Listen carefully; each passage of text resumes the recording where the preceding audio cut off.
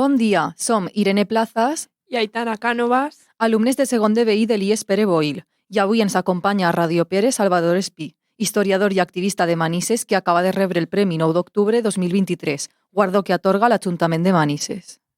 Bon dia, Salvador. Moltes gràcies per estar ací al Pere Boil, a la nostra ràdio. Molt bé, jo estic molt agraït perquè me sento com part de Pere Boil perquè així va estudiar el meu fill, així estic jo en el Consell Escolar fins que el meu fill s'anà a la universitat i un poc estic molt reconegut. I a més, sempre en la gent de Pere Boil, fa 18 anys que no estic ja, sempre està molt identificat i hem col·laborat molt en tema d'història, en tema de xerrades, en tema... Fa anys fem visites guiades a València, capital de la República, amb gent del Pere Boil. Molt bé. Abans de res, com et sents amb el premi que acabes de rebre de l'Ajuntament el 9 d'octubre de Manises 2023? Pues jo me sent molt bé perquè hi ha que tenir en compte que el Premi 9 d'octubre és un premi en el que se representa a la gent del País Valencià. És un premi únic en l'aspecte del 9 d'octubre, és el Dia del País, i és el reconeixement de que estem fent país i reconeixent també la nostra cultura i la nostra llengua. I jo estic molt content d'haver rebut el premi. A Biciset em parlava de bon matí al portal, mentre el sol esperàvem i els carros veiem passar. Siset, que no veus l'estaca a on estem tots lligats. Si no podem desfer-nos-en, mai no podrem caminar. Si estirem tots, ella caurà i molt de temps no pot durar. Segur que tomba, ben corcada deu ser ja.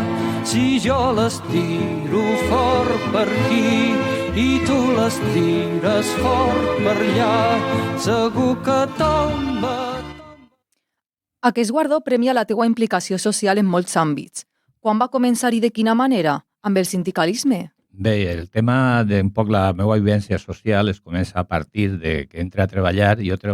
Jo primer entré a treballar en el Cano, el que antigament se deia el Cano, que després seria Astilleros Espanyols i anaren canviant de nom. Era una fàbrica de motors que teníem a Manises, que ara està tancada. Quan jo entré a treballar eren 1.430 treballadors en la fàbrica i jo entria en l'escola d'aprenents. Per entrar a la fàbrica, primer entraves com a aprenent. I entonces estaves un any en València i després 2 anys en fàbrica. Total, que fes 3 anys d'aprendissatge. I quan ixies a treballar, ixies ja com a oficial de tercera, segons la professió que agarrares, torner, fresador, delineant, fundidor, soldador, segons. Entonces, això sigui la meva trajectòria. Entré a treballar en el Cano i a partir dels anys 70, n'hi ha que tenir en compte que els finals dels 60 i a principis dels 70 ja es comença el moviment obrer a nivell del estat espanyol a tindre una presència real.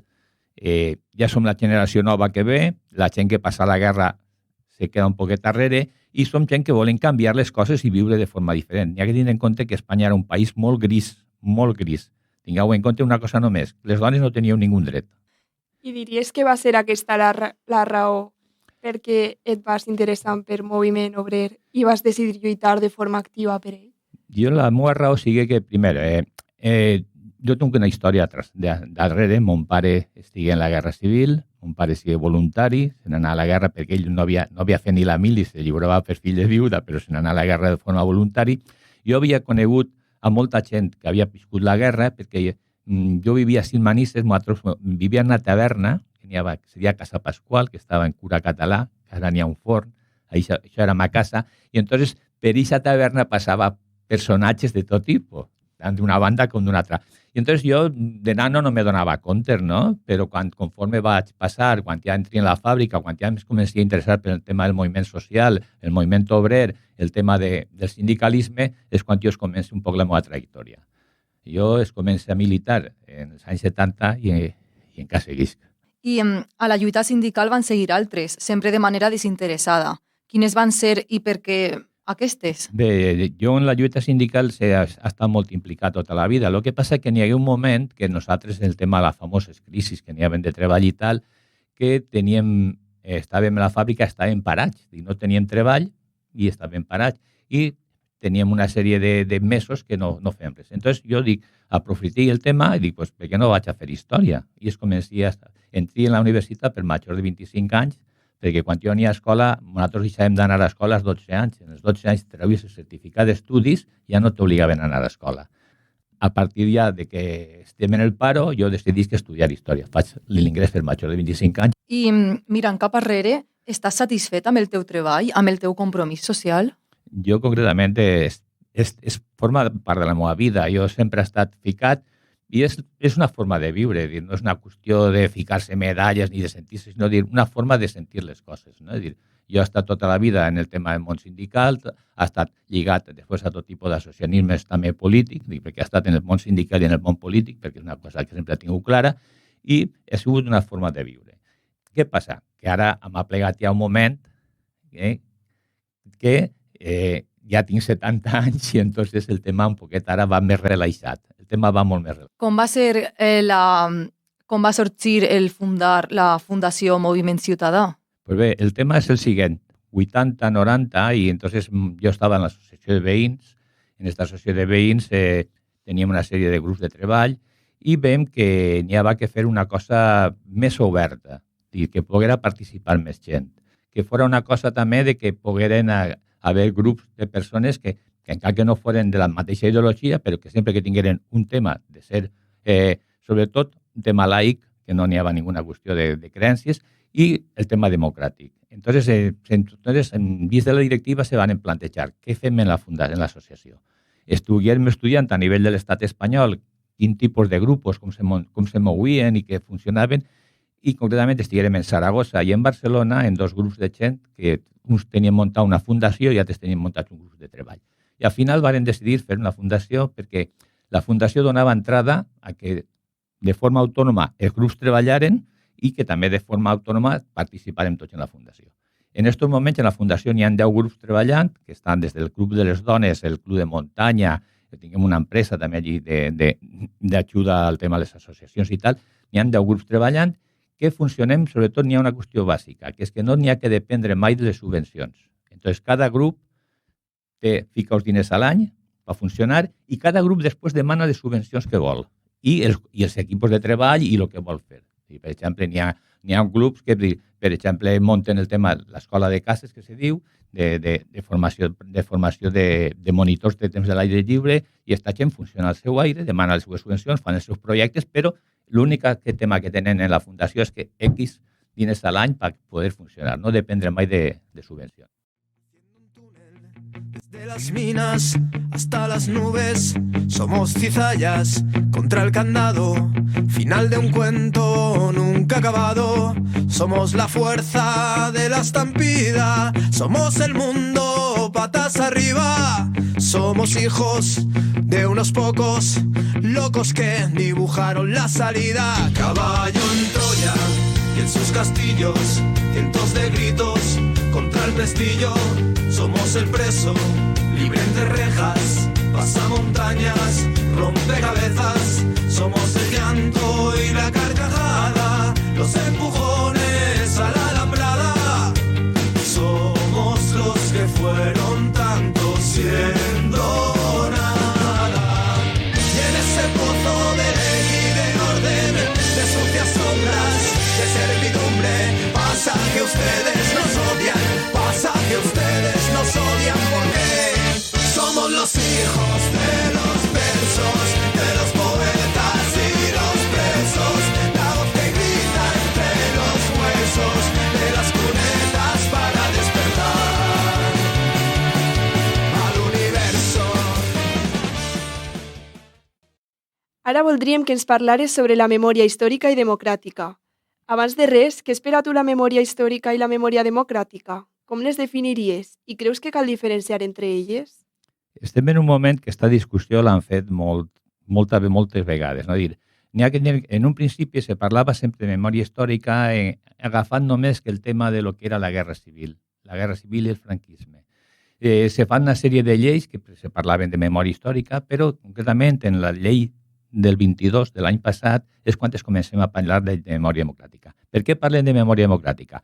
Perquè la memòria democràtica és més transversal. N'hi ha que tindre en compte una qüestió bàsica, que en Espanya tinguem una trajectòria, sobretot des de 1800 fins ara, d'una memòria que n'hi ha que reconèixer. No eren los reyes ni los guapos, sinó n'hi ha que tindre en compte una qüestió bàsica.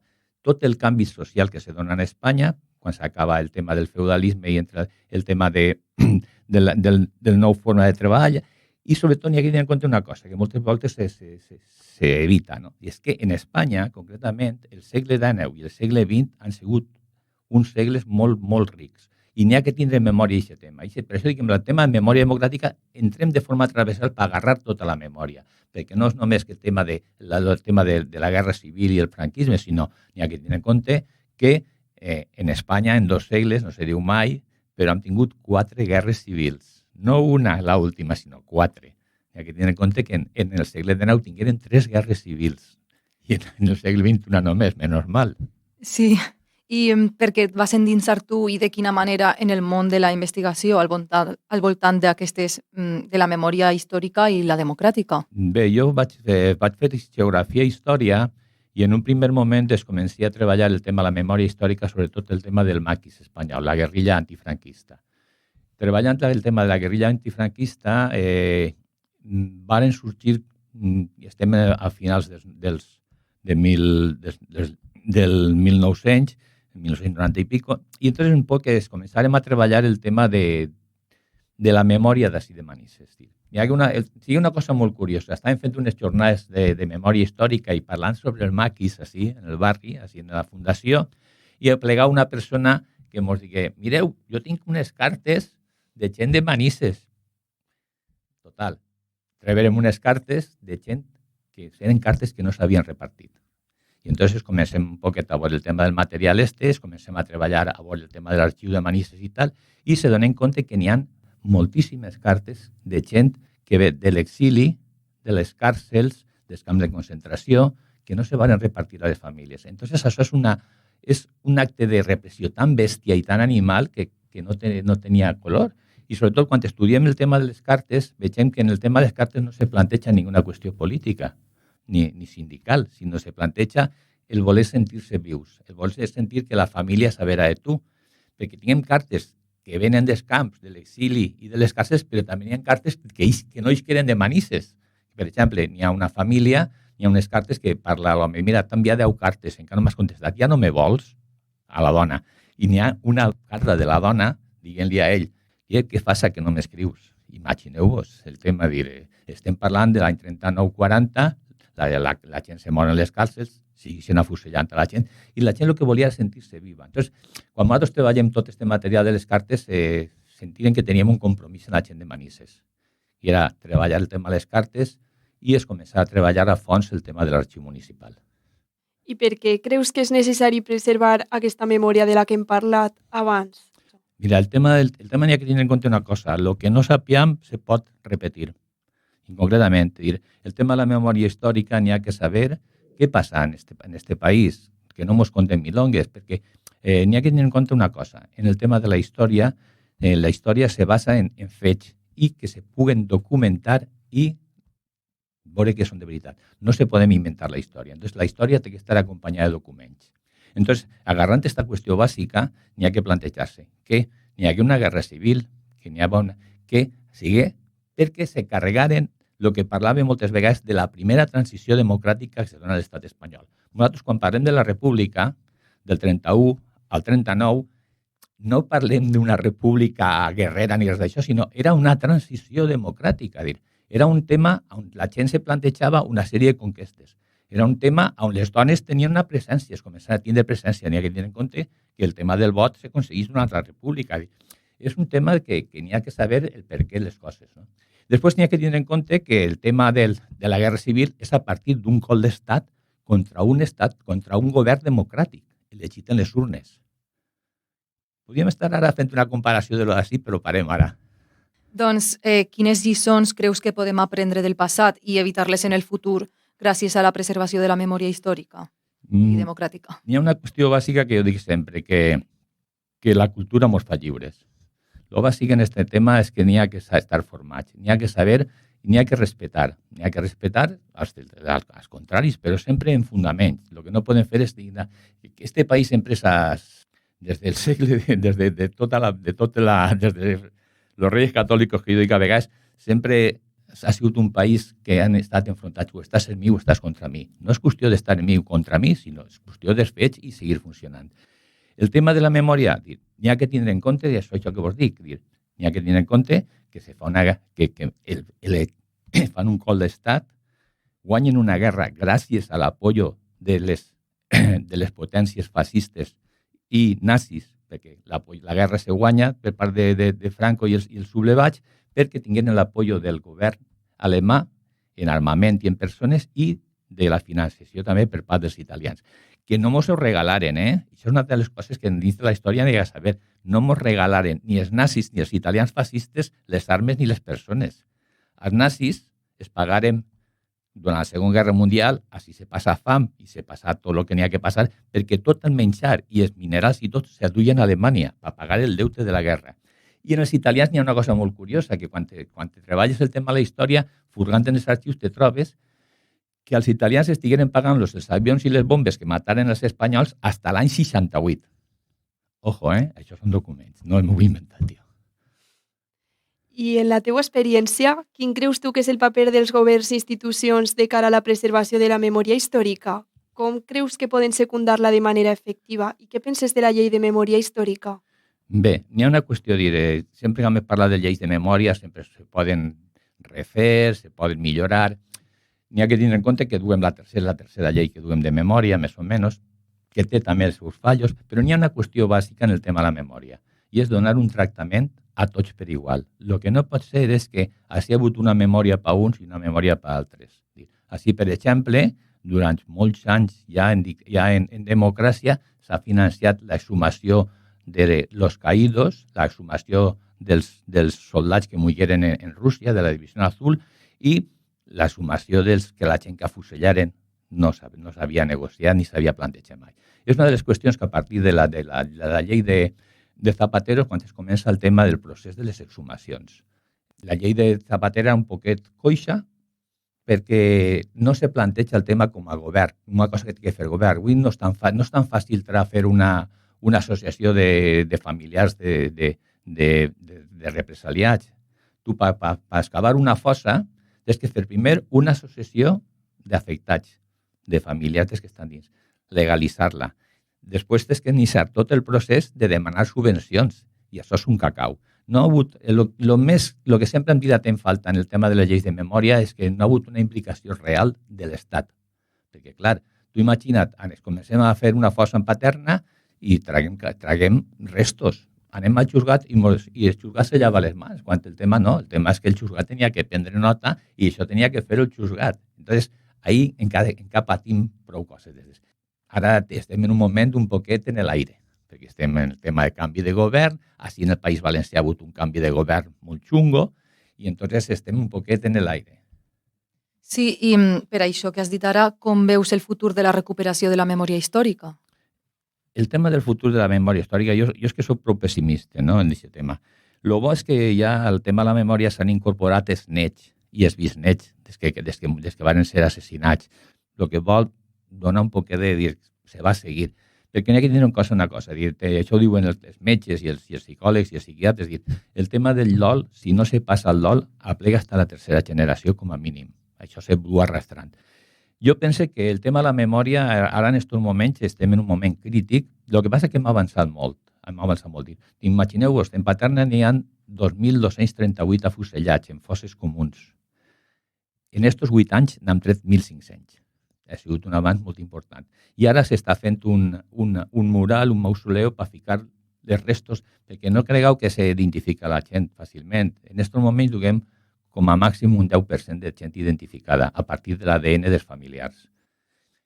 Jo penso que la memòria va seguir avant, però sobretot per el que vos dic, no perquè la gent com jo que estem quedant-se ja arrere, sinó per la gent dels bisnets, dels nets, que volen saber què passa, perquè és que no mos contaven res. És que no mos dien res. Imagineu-vos que la gent se callava, li preguntaves a ta mare, i al tio què li passa? el tío, no te contaban lo que había. Y después, cuando fue, ya la fusillaron tal día, está en tal fosa común.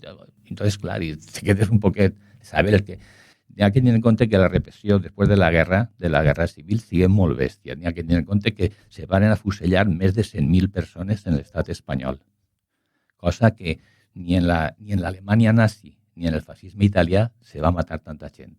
Així sigue bestial. Entonces, clar, així la veu se tanca tot el món, així no mos contava ningú res. I podíem estar un dia contant històries que n'hi ha moltíssimes. I fixant-nos todavía més en Manises, quina rellevància creus que pot tindre la memòria històrica per a la seva història i creus important posar en valor la història local? Nosaltres, quan començàrem a treballar les cartes, el primer que farem és intentar averiguar quanta gent havien afusellat de Manises. En Paterna se van afusellar 45 persones de Manises, que les tinguem 1, 2, 3, en 12 fosses comuns diferents, que van des del 39 fins al 43. Tinguem identificades les persones de cada fossa. El que passa que els restos no són fàcils d'identificar. Nosaltres veiem que teníem una necessitat d'aquestes coses de dir-les a la gent de Manises. Per això se plantejarem a partir de les cartes fer una exposició. Farem una exposició sobre les cartes robades i farem una exposició de tota la gent de Manises que havia mort en aquest procés. N'hi ha que tenir en compte 45 afusellats en Paterna, més la gent que moria en les càrcels i en l'exili. Conforme treballàvem el tema de Manises, donar en compte també, per exemple, que en Mauthausen, en el camp nazi de Mauthausen, varen morir 2 maniseros. Entonces, el treball que farem nosaltres ha sigut un treball prou d'investigació, intentarem buscar a les famílies d'uns i d'altres. Concretament, per exemple, de la gent de Mauthausen trobarem a la família d'un d'ells, en el qual arreplegarem tota la documentació que teníem d'ells i se la vam donar a la família. I en la gent afusellada d'ací de Manises hem trobat diverses famílies, perquè nosaltres, a partir del treball nostre, així en Manises n'hi ha 3 fosses que són els presidents de les fosses són maniseros. Està la fossa 111, la fossa 127 i la fossa 21, que els presidents de l'associació de fosses són manisers. I entonces aquest tema un poquet nosaltres l'hem treballat. El tema de buscar a les famílies sempre ha sigut un poquet dur, perquè n'hi ha que tenir en compte una cosa. Quan t'afusellaven a una persona, normalment la família se n'anava del poble o canviaven de nom. És igual com la gent que estava en l'exili.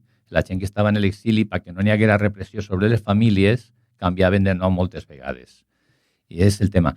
I aquest és el tema bàsic que nosaltres diguem. N'hi ha que fer-ho de Manises i a partir de que farem l'exposició de les cartes robades és quan l'any passat l'Ajuntament de Manises mos crida i mos diu esteu disposats a fer un audiovisual sobre Manises i les cartes robades? I diguem, si se pegues, nosaltres no tinguem pegues perquè n'hi ha que tindre en compte una cosa. Nosaltres hem treballat, concretament la meva companyera i jo, hem estat 3 anys treballant en l'arxiu catalogant material de la falange de Manises. Nosaltres hem catalogat passa de 7.000 fitxes de falangistes de Manises, que ahí podeu trobar el que és inimaginable. A més de catalogar-les, les hem escanejat i ara estem en un procés de casar el tema de l'arxiu, perquè això és una cosa per vosaltres, per la gent que el dia de demà vulgui anar a l'arxiu i ficar-se, però n'hi ha que casar tot el material que hem trobat. Somos el odio contra el garrote, la disidencia que sale a flote, la noche al raso del fugitivo. Somos el puño con el latido, la primavera más valenciana. Somos la escuela multiplicada. Somos los que fueron tantos siendo nada.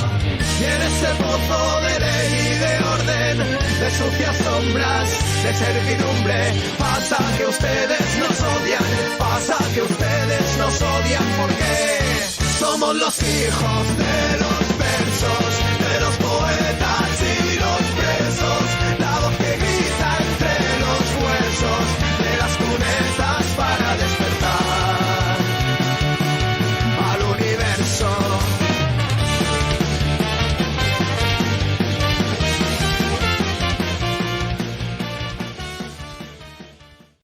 Arribats a aquest punt, ens agradaria aprofundir en 2 aspectes. Primer, el teu treball històric sobre Manises, sobre aspectes que ja has comentat, com els maquis, les cartes robades, els afusellaments a Paterna, i també els manisers als camps de concentració.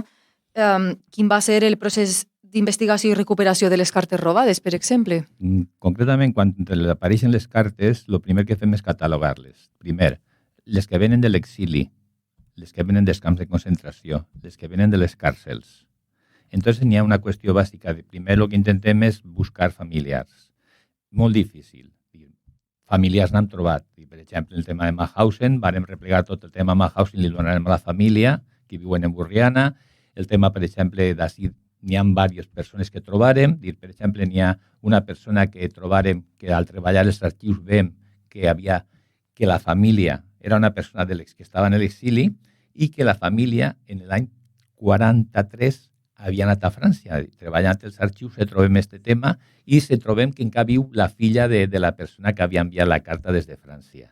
Entonces recuperem totes les cartes d'esta persona, les fiquem en un pin i les enviarem a França a la filla que té 90 anys quasi. Entonces, imagineu-vos.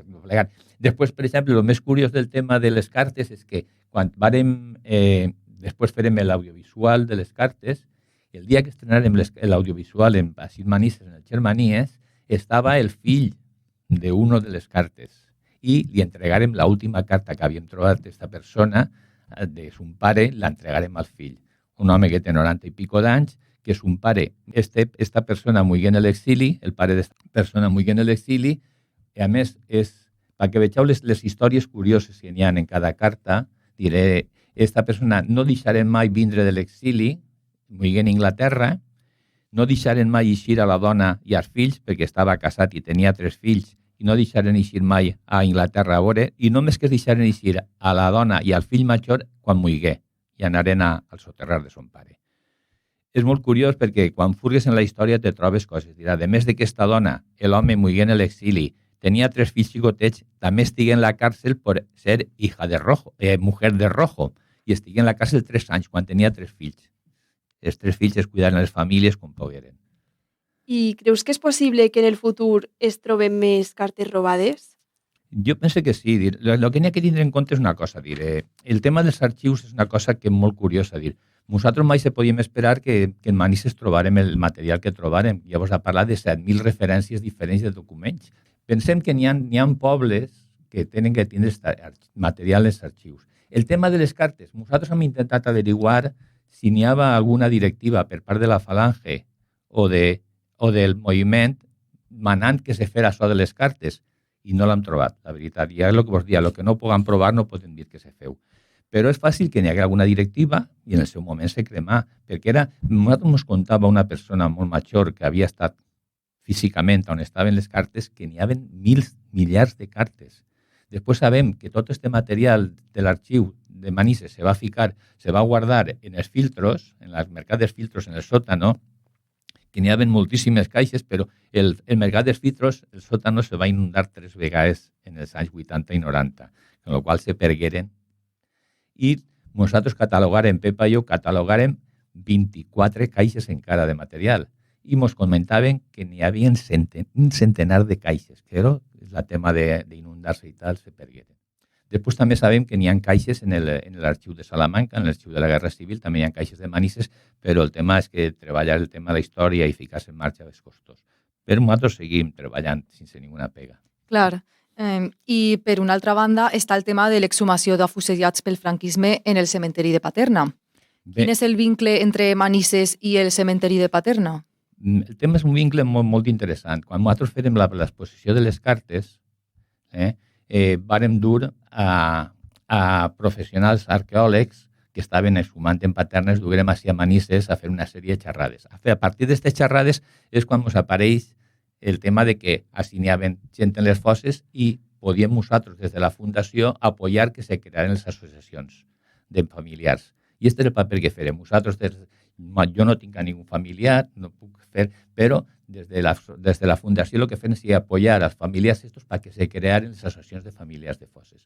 A partir d'ahí, ha sigut una connexió directa de la gent de les fosses en la gent de Paterna, en els arqueòlegs.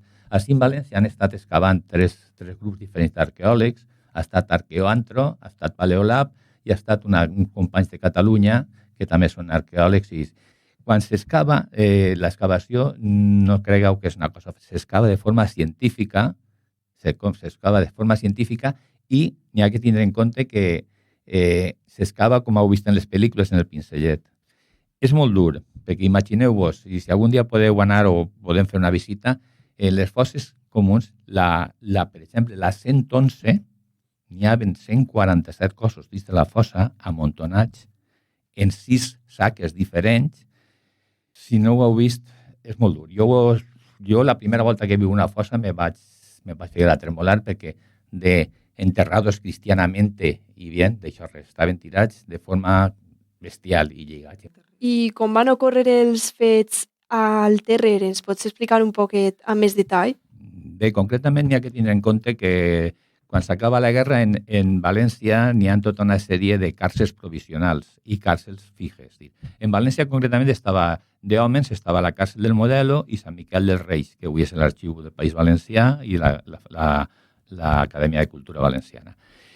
Això eren les càrcels, podríem dir, més oficials. Al principi, quan s'acaba la guerra, n'hi hagueren càrcels en tots els caps de partit del País Valencià. I en tots els caps de partit se va afusellar gent. El que passa que conforme van ja estabilitzant-se les coses, la gent ja se concentra, ja dels caps de partit se duen a València a les càrcels que n'hi ha generals. En València estava la càrcel del Modelo, Sant Miquel dels Reis, n'hi ha una altra càrcel que era de militars, que no me'n recordo on estava, i després n'hi ha una càrcel en el Puig. El monestir del Puig era una càrcel també. Aquí seguia càrcel també en la guerra, càrcel de franquistes també en aquella època. Bé, el tema se feia el següent, la gent estava a les càrcels i estaven xurgats per els caps de partit concrets. La gent de Manises es xurgaven en Torrent, era del cap de partit de Tara a Torrent.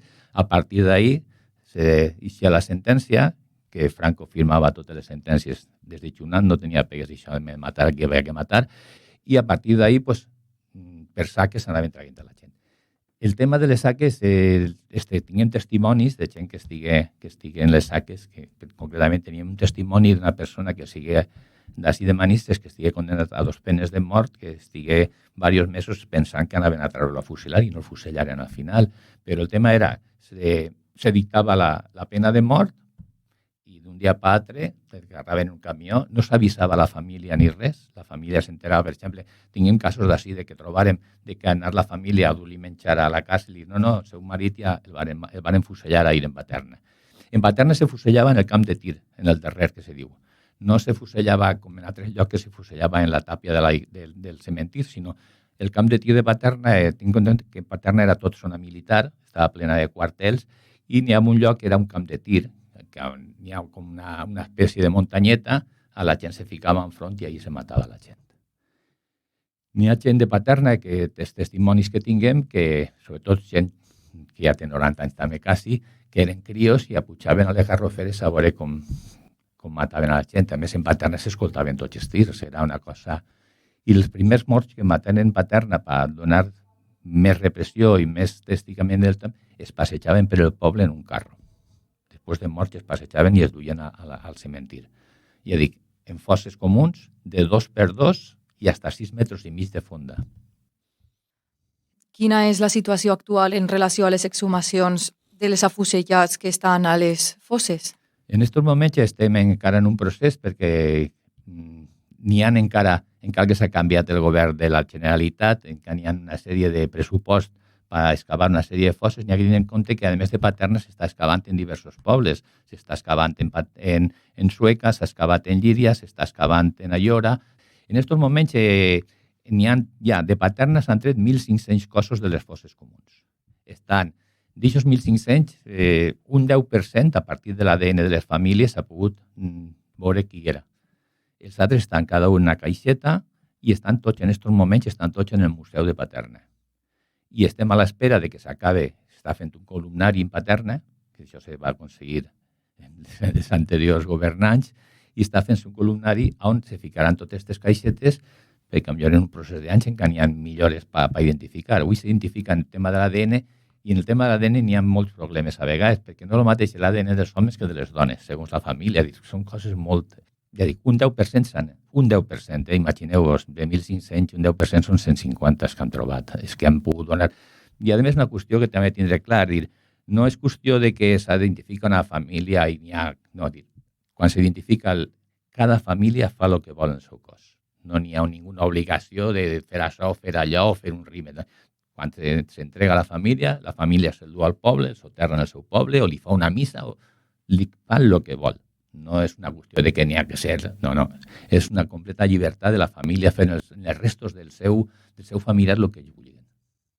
Doncs fins ací arriba la nostra entrevista. Moltíssimes gràcies, Salvador, per haver-nos concedit aquesta entrevista, així com per la teua tasca de divulgació de la memòria democràtica.